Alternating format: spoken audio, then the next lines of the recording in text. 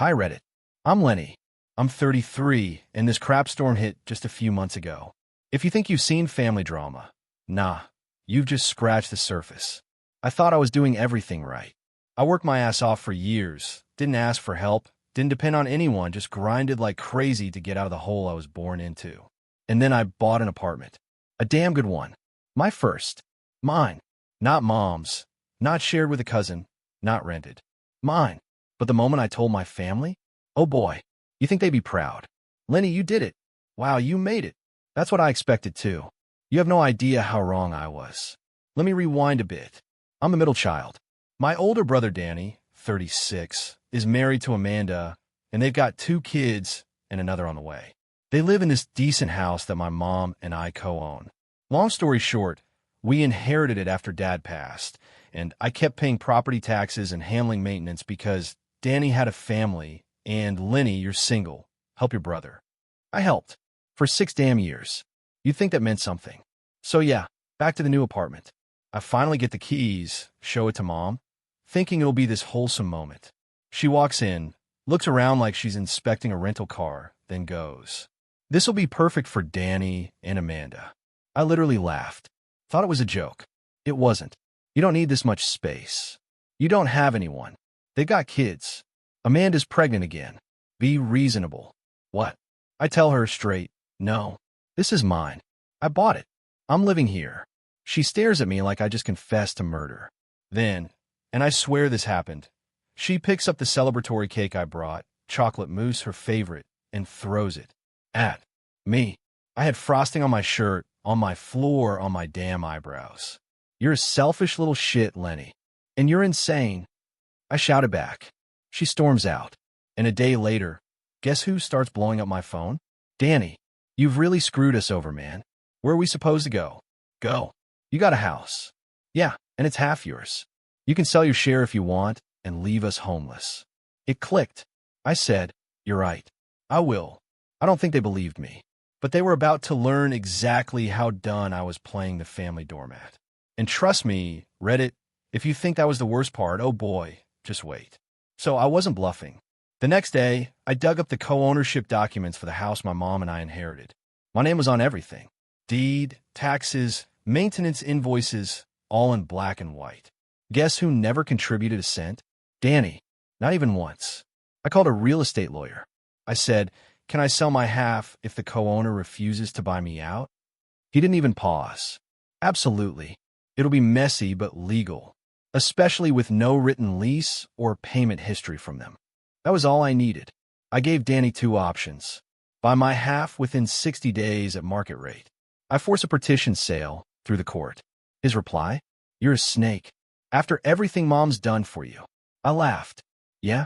Like hurling cake at me for not giving away my apartment. He went full martyr mode. Texted our extended family. Twisted the story into Lenny's evicting a pregnant woman and 2 toddlers. The group chat exploded. Cousins I hadn't spoken to in years were calling me heartless. Aunt Brenda asked if I needed therapy. Someone sent me a Bible verse. And my mom? She called me crying. But not like a real cry. More like a stage performance. You'll tear this family apart. I told her. You already did. 2 weeks later, the listing was up. I hired a realtor. Pictures, pricing, everything. Within a week, we had 2 interested buyers. Danny was still acting like it was all a bluff. He said stuff like, it's illegal to evict family, and I'll call CPS if you mess with us. I wasn't messing. I was done. Then, 3 weeks in, boom, they served him the notice. He had 45 days to vacate after closing. He called me in a panic. You're serious? I told you. You should have talked instead of guilt-tripping me. He begged. Amanda got on the phone and screamed at me. Said I ruined their kids' lives. I told her to talk to her husband about paying rent for 6 years. She hung up. Then Mom came to my apartment unannounced. I opened the door, and before she could speak, I said, if you throw another cake, at least bring cheesecake this time. She slapped me. No joke. A full palm to the face. I didn't even flinch. You'll regret this, Lenny, she said. You already regret me not being your puppet, I said, and closed the door. You think that's where it peaked? No, because the buyer who signed the offer, he backed out. Not because of money, but because of something my mom did. And that's where this whole mess took a turn even I didn't see coming. So yeah, the buyer backed out. Why?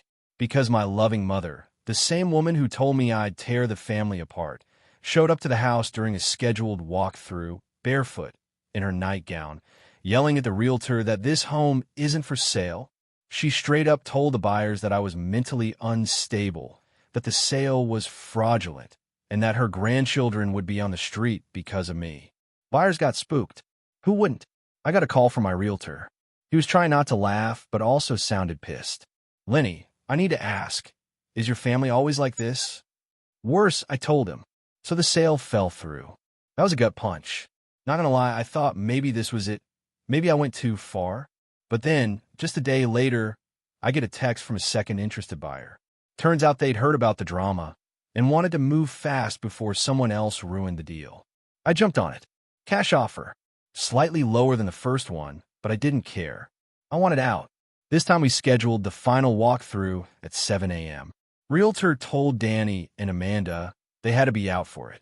My mom tried pulling the same stunt again, but I had 2 private security guys standing by the gate. Yeah, that's how wild it got. Paid for out of my own damn pocket. The second buyer? Love the place. So they gut the inside anyway, so don't worry about the mess. I signed the paperwork that afternoon. Boom. It was done. Well, almost. Because now Danny had 45 days to move. And you want to guess what they did during those 45 days? Nothing. Not pack. Not clean. Not even pretend to prepare. They threw parties. Loud ones. I got noise complaints sent to me.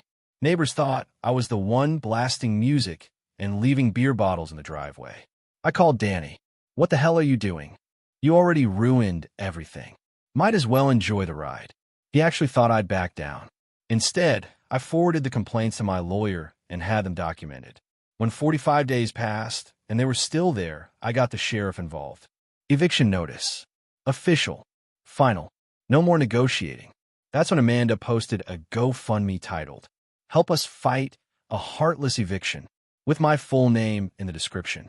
You want to talk about public humiliation? Wait till you hear what my boss said when he saw it. So, the GoFundMe. It had my full name, my face, a photoshopped crying baby next to it, and a title that made me look like a damn movie villain. Lenny C. is kicking out a pregnant mom and 2 toddlers. We have nowhere to go. It got over 1,000 shares in 2 days. Some random blue-haired influencer reposted it on TikTok with a dramatic monologue. She's pregnant. They have children. And this, Lenny? He wants them homeless. How is this legal? People were demaying me. Threats. Slurs. One guy sent me a picture of my building entrance. Said, "Hope you sleep while knowing what you did." It was unreal. But what really did me in? My boss saw it. He pulled me into his office. "Lenny, I saw something online. Is it true?" I explained everything. Showed documents, emails, the property deed. Gave him the entire rundown. You know what he said? "I believe you, but it's a distraction. HR's already had complaints. Keep your head down." I got pulled off 2 big projects. Just like that. I was boiling. So I called my lawyer again. I wanted that GoFundMe taken down immediately. He said I could send a defamation notice, maybe push for a cease and desist. But it'd take time. Meanwhile, Amanda was cashing in. I saw the updates. "Thank you for the $50. We'll buy diapers." Lenny hasn't stopped the eviction, yet crying face. Please keep sharing. We only have days left. I felt like I was losing control of my own life. Then came eviction day. Sheriff shows up. Formal. Calm. I stayed far back, watching from my car. Amanda cried on the front lawn. Danny screamed at the officer. My mom showed up halfway through, held a Bible, and read scripture like she was summoning angels. They left the place trashed. Food rotting in the fridge. Kids' drawings all over the walls in crayon. Holes punched in 2 doors. And get this, someone took a dump in the upstairs sink. Not kidding. It cost me $2,300 just to make the place habitable for the buyer to finalize move-in. I thought, okay, that's it. Rock bottom. No more surprises. You'd think so, right? But you really don't know how far people will go until someone tries to sue you. Because 3 weeks later, I got served. Yeah, you heard right. I got served. A formal letter, certified, signed. Amanda was suing me for emotional distress, unlawful eviction, and get this, child endangerment. I read the papers 3 times thinking it had to be a joke. It wasn't. Their lawyer? Some local hack who clearly watched too much courtroom TV. The documents were a mess, full of dramatic language and zero substance. But still, I had a lawyer up again. More money, more time, more damage. I met with my attorney the next day. He read through it and sighed. This isn't going anywhere, but we'll have to respond formally. They're fishing. Fishing? No. This was a full-blown harpoon attack. And you know who helped them write that lawsuit? My mother. Yep. I found out later that she connected Amanda to her church friend's son, who just started his own law firm and wanted to practice on a real case. I wasn't even shocked at that point. I told my lawyer, let's go scorched earth. So we filed a countersuit for property damage. I had photos, receipts, an inspection report. The sink poop alone was worth emotional compensation. The case dragged for 2 months. Meanwhile, I was fighting to keep my job, avoid viral death threats, and hold together what little sanity I had left. Friends stopped texting. Some believed the GoFundMe story. My own goddamn cousin reposted it with, "If this is true, I'm heartbroken." You know that feeling when you're screaming and no one hears you? Yeah. Then one night, out of nowhere, Danny shows up at my apartment, buzzes my door. I answer through the intercom.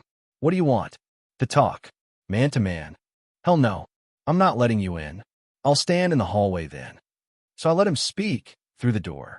He says Amanda wants to drop the case. Says it got too real. Says he's sorry for everything. Too late. I told him straight up, you didn't just let her ruin me. You helped. And now you want to pretend this was a misunderstanding. He begged, like actual please bro voice. Said they're struggling. Amanda's depressed. The new place is tiny. The kids ask why Uncle Lenny hates them. I stayed silent.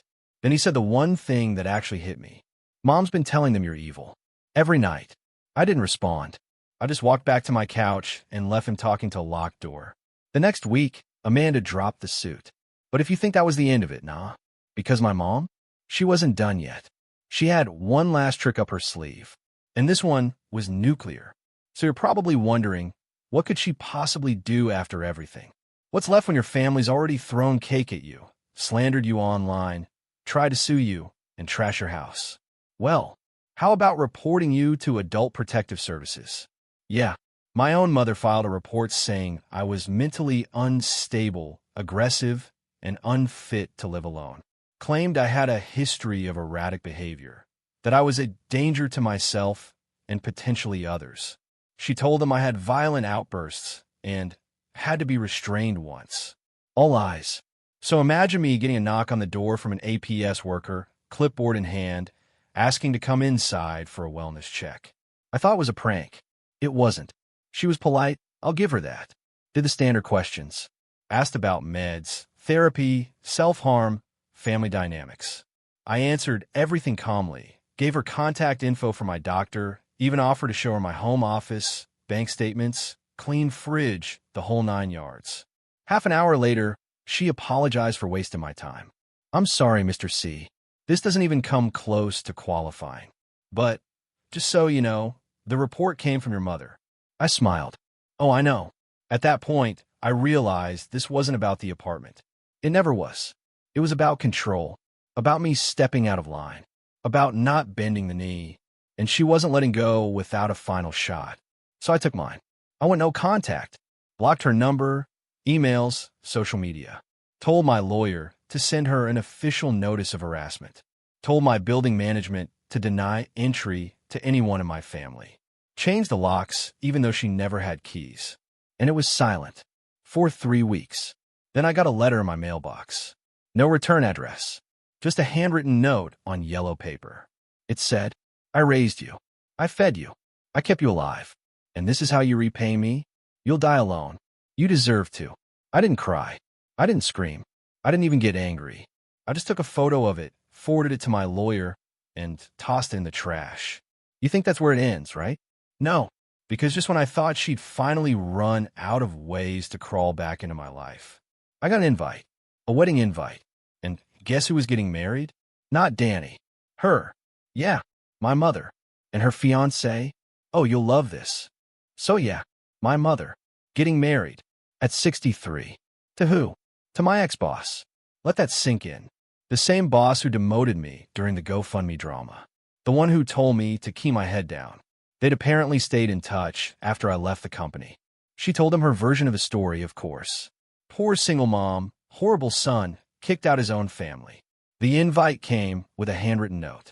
Again, maybe now you'll finally learn some humility. I stared at it for 5 minutes straight. Then I poured a drink, laughed my ass off, and threw it into the fire pit on my balcony. So no, I didn't go to the wedding. But I did post everything. I dumped it all on Reddit. Every document.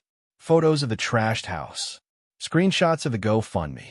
The defamation, the lawsuit, the APS visit, the final letter. Everything. And it blew up. Hundreds of thousands of upvotes.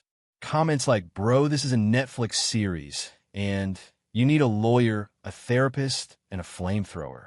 People even offer to track down the GoFundMe donations for fraud reporting. Best part? Someone recognized her. From his own workplace. Turned out she'd done something similar before to her estranged sister's family. Faked eviction, threats to get money. I didn't even need revenge anymore. The internet took care of it. She lost her job at a private school.